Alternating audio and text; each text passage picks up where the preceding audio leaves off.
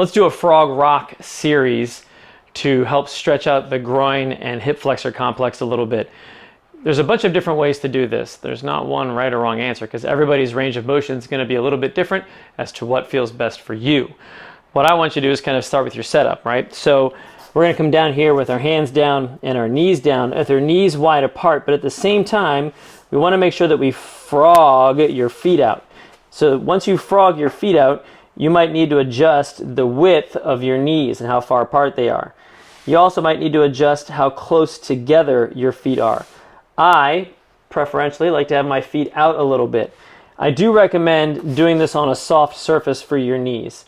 You can obviously put some towels or a couple of mats underneath your knees, because what you're going to be doing is in a rocking pattern, you might find that you're rubbing your knees into the ground a little bit. Okay, so make sure you've got something soft underneath your knees. Once we're here, we're going to come down to your forearms and you're going to hold that forearm position, and you're just going to kind of let yourself sink into a nice gradual adductor or groin stretch.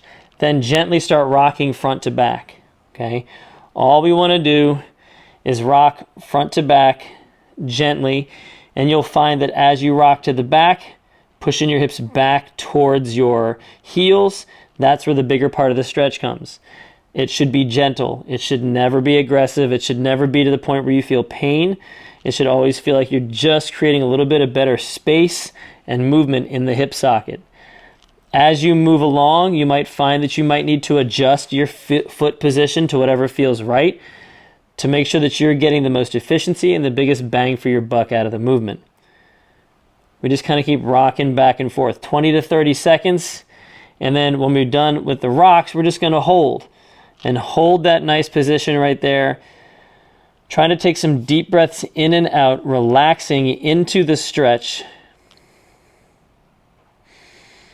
so that you can get your hips to open up a little bit and create a little bit better rotation.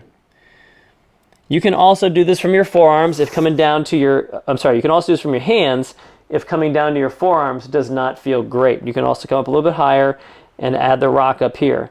One's not right, one's not wrong. They're both the exact same movement. It's a matter of what feels comfortable for you, okay?